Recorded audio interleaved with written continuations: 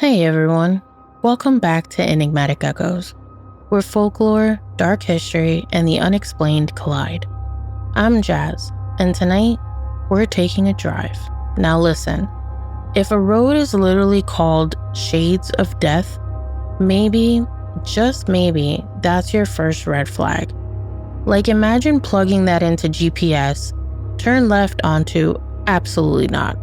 But of course, people did go there, and what they experienced, well, some of them came back with stories, others just left questions behind. Let's begin. Tonight's story takes us to Warren County, New Jersey, specifically a rural stretch of road near the town of Hope. Yes, Hope, which feels ironic, because nothing about this place feels hopeful. The road itself runs through dense forest, isolated, quiet, and unusually still. Nearby, you'll find places like Ghost Lake, Jenny Jump State Forest, and we'll come back to that one, because that forest has its own story. So let's talk about the name, because Shades of Death Road doesn't just happen by accident.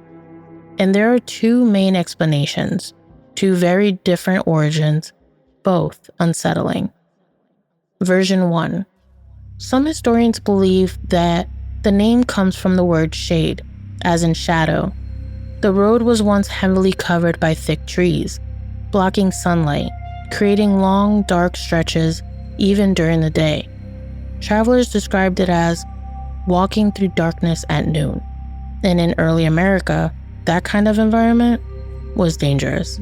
Bandits, wild animals, isolation.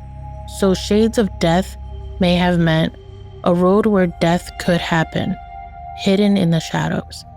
But then there's the other version, the one people don't like to explain too much, because it suggests the name wasn't just a metaphor, it was literal, that the shades weren't shadows, there were spirits, lingering presences, echoes of something that happened there, long before anyone named the road. Let's go back to Jenny Jump State Forest, because the story tied to it may be one of the earliest tragedies in the area. The legend tells of a young girl named Jenny. She was walking along a ridge with her father when something startled her. Some say it was a wild animal, others say she saw something in the woods, something that shouldn't have been there. Her father shouted, "Jenny, jump!" And she did, falling from the cliff to her death. Since then, people claim to hear movement in the forest, footsteps where no one is walking, and occasionally a voice calling out, just before the silence returns.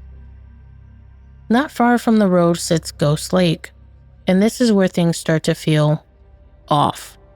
The lake is unnaturally still. Even when the wind moves through the trees, the water barely reacts, and locals have reported mist forming too quickly, reflections that don't match the surroundings, and shapes just beneath the surface. Some believe the lake was the site of drownings, others say it's something older, but one consistent detail, people don't stay there long, not because they're told to leave, but because something in them says, you shouldn't have came. One of the most reported encounters along Shades of Death Road is a figure, seen late at night, usually standing just off the road, wearing white, not moving, not reacting, just watching. Drivers describe passing it only to feel compelled to look in the mirror, and when they do, it's closer than it should be. Some say it appears again further down the road, others say it vanishes the moment you acknowledge it. Another common experience isn't visual at all, it's environmental. People report that as they drive deeper into the road, everything goes quiet. No insects, no wind, no sound, and then a pressure.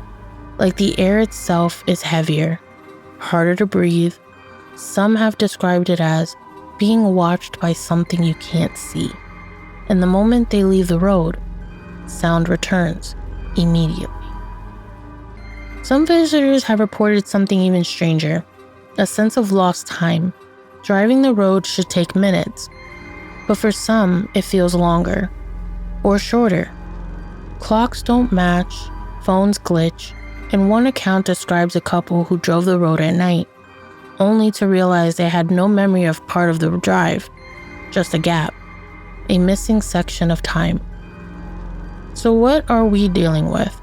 Is this just a road with a dramatic name and local legends? Or is it something else? Because both explanations can exist at the same time. A dangerous road, covered in shadows, with a history of fear, that slowly becomes something more. Because when enough people believe a place is haunted, it changes how we experience it.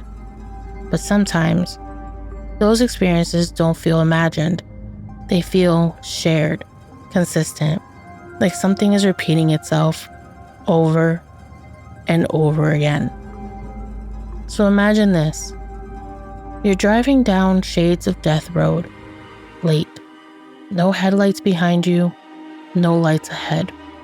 Just trees and darkness.